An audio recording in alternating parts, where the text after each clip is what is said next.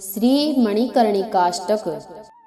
हे मणिकर्णिके, आपके तट पर भगवान विष्णु और शिव जी सायुज्य मुक्ति प्रदान करते हैं। एक बार जीव के महाप्रयाण के समय वे दोनों उस जीव को आप अपने अपने लोक में ले जाने के लिए आपस में स्पर्धा कर रहे थे। भगवान विष्णु शिव जी से बोले कि यह मनुष्य अब मेरा स्वरूप हो चुका है। उनके ऐसा कहते ही वह जीव उसी क्षण भृगु के पद चिन्हों से सुशोभित वक्ष स्थल वाला तथा पीताम्बरधारी होकर गरुड़ पर सवार हो उन दोनों के बीच से निकल गया। इंद्र आदि देवता गणों का भी यथा समय पतन होता है। भोग के पूर्ण हो जाने पर वे पुण्य मनुष्य योनि में उत्पन्न होते हैं और उनके बाद भी पशु कीट पतंग आदि के रूप में जन्म लेते हैं। किंतु हे माता मणिकर्णिके, जो मनुष्य आपके जल में स्नान करते हैं वे निष्पाप हो जाते हैं और सायुज्य मुक्ति हो जाने पर किरीट तथा कौस्तुभधारी साक्षात नारायण रूप हो जाते हैं। गंगा से अलंकृत विमुक्ति नगरी काशी परम धन्य है। उस काशी में यह मणिकर्णिका परमानंद प्रदान करने वाली है। मुक्ति तो निश्चित रूप से उसकी दासी है। ब्रह्मा जी जब काशी को और सभी देवताओं सहित स्वर्ग को तोलने लगे, तब काशी स्वर्ग की तुलना में भारी पड़ने के कारण पृथ्वी तल पर स्थित हो गई और स्वर्ग हल्का पड़ने के कारण आकाश में चला गया।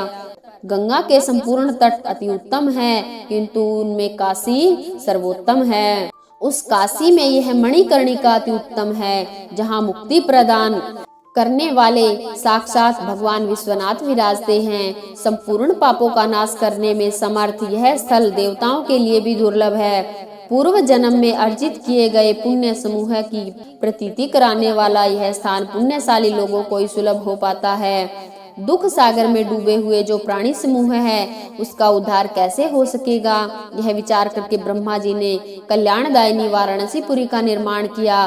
स्वर्ग आदि प्रधान लोग भोग के पूर्ण जाने के पश्चात पतन की प्राप्ति कराने के कारण उस काशी से बहुत छोटे हैं। यह काशी सदा मुक्ति प्रदान करने वाली तथा कल्याण करने वाली है।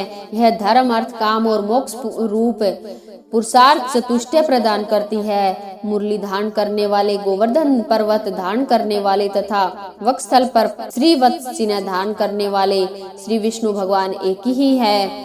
उसी प्रकार कंठ में विष धारण करने वाले, अपनी जटा में गंगा को धारण करने वाले और अर्धांग में उमा को धारण करने वाले जो भगवान शंकर है वे भी एक ही है। किंतु हे माता मणिकर्णिके, जो मनुष्य आपके जल में अवगाहन करते हैं वे सभी रुद्र और विष्णु स्वरूप हो जाते हैं। उनके बहुतत्व के विषय में क्या कहा जाए। हे माता, आपके तट पर होने वाली मंगलकारी मृत्यु की तो देवता भी सराहना करते हैं। देवराज इंद्र अपने 1000 नेत्रों से उस मनुष्य का दर्शन करने के लिए सदा ललायित रहते हैं। सूर्य देव भी उस जीव को आता हुआ देखकर अपनी 1000 किरणों से उसके सम्मान के लिए सदा उसकी ओर बढ़ते हैं। यह देखकर देवतागण सोचते हैं कि वृषभ पर सवार होकर अथवा गरुड़ पर आसीन होकर यह पुण्य आत्मा जीव कैलाश अथवा बैकुंठ में न जाने किस लोक में जाएगा। वेदार्थ तत्व की दीक्षा देने वाले गुरु स्वरूप चतुर्मुख ब्रह्मदेव अपने सैकड़ों शब्दों से भी मध्याह्न काल में मणिकर्णिका के स्नान जन्य पुण्य का वर्णन करने में समर्थ नहीं है। केवल चंद्रमौली भगवान शिव अपने योगाभ्यास के बल से उस पुण्य आत्मा को जानते हैं तथा हे माता, वही आपके तट पर मृत्यु को प्राप्त पुरुष को साक्षात नारायण अथवा शिव बना देते हैं। करोड़ों करोड़ों कृच्छ आदि प्रायश्चित व्रतों से जो पाप का नाश होता है तथा अश्वमेध यज्ञों का फल प्राप्त होता है, वह सब मणिकर्णिका में स्नान करने से प्राप्त पुण्य में समाविष्ट हो जाता है। यदि मनुष्य वहां स्नान करके स्तोत्र का पाठ करे तो वह संसार सागर को एक छोटे से तालाब की भांति पार करके तेजोमय ब्रह्मलोक में पहुंच जाता है। भगवान शंकर और भगवान नारायण के चरणों में चला जाता है। बोलो नारायण भगवान की जय।